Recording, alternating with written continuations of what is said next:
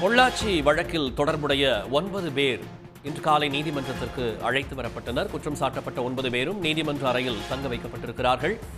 வழக்கில் தொடர்புடையவர்கள் மட்டுமே நீதிமன்றத்திற்குள் வர போலீசார் அனுமதி அளித்திருக்கிறார்கள்.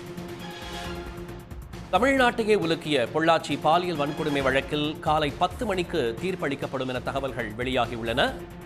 கோவை மகளிர் நீதிமன்றத்தில் காலை 10 மணிக்கு தீர்ப்பு வழங்கப்படுகிறது. பொள்ளாச்சி பாலியல் வழக்கு சம்பந்தமாக 2019 பெண்களை வீடியோ எடுத்து பாலியல் வன்கொடுமை செய்தது நாடு முழுவதும் அதிர்ச்சி ஏற்படுத்தியது. தென்னிலவன் செய்தியாளர் நம்மோடு இணைகிறார். தென்னிலவன், இது தொடர்பான மேலதிக விவரங்கள் எதுவும் பதிவு செய்ய? நிச்சயமாக. அதாவது தமிழகத்தையே உலுக்கிய பொள்ளாச்சி கூட்டு பாலியல் வன்கொடுமை வழக்கில் பாத்தீங்கன்னா இன்றைய தினம் தீர்ப்பு வழங்கப்பட உள்ளது. கடந்த 2019 நடைபெற்ற இந்த பொள்ளாச்சி கூட்டு பாலியல் வன்கொடுமை சம்பவமானது மிகப்பெரிய அதிர்வலைகளை ஏற்படுத்தியது. இந்த வழக்கு தொடர்பாக சபரிராஜன், திருநாவுக்கரசு, வசந்தகுமார், சதீஷ் உள்ளிட்ட 9 பேரை போலீசார் கைது செய்திருந்தார்கள். முன்னால பாத்தீங்கன்னா இந்த பொள்ளாச்சி காவல் நிலையத்துல பதிவு செய்யப்பட்ட வழக்கு பின்னாளில் சிபிஐக்கு மாற்றப்பட்டு வழக்கு விசாரணை நடைபெற்று வந்தது. இந்த வழக்கு விசாரணையானது கோவை மகிழா சிறப்பு நீதிமன்றத்தில் நடைபெற்று வந்த நிலையில இன்றைய தினம் தீர்ப்பு வழங்கப்பட இருக்கிறது. சரியாக 10:30 11 மணிக்குள் இந்த தீர்ப்பு வெளியாகலாம் என எதிர்பார்க்கப்படுகிறது.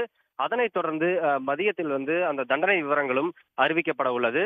தற்போது பாத்தீங்கன்னா சேலம் மத்திய சிறையில் அடைக்கப்பட்டிருந்த சபரிராஜன், திருநாவுக்கரசு உள்ளிட்ட 9 பேரை பலத்த போலீஸ் பாதுகாப்புடன் போலீசார் அழைத்து வந்திருக்கிறார்கள்.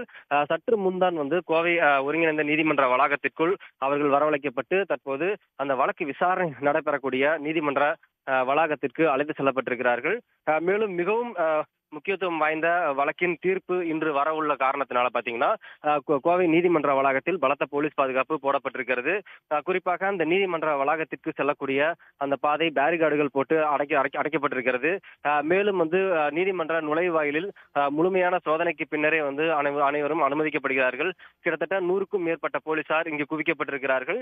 மிகுந்த முக்கியத்துவம் வாய்ந்த இந்த வழக்கின் தீர்ப்பானது 10 மணியிலிருந்து 11 மணிக்குள் வெளியாகலாம் என எதிர்பார்க்கப்படுகிறது. மதியத்திற்கு மேல் வழக்கில் குற்றம் சாட்டப்பட்டவர்களுக்கு தண்டனை விவரங்கள் அறிவிக்கப்பட இருக்கிறது. தென்னிலவன், விவரங்களுக்கு நன்றி. உடனுக்குடன் செய்திகளை தெரிந்து கொள்ள சன் நியூஸ் பெல் ஐகானை கிளிக் பண்ணுங்க.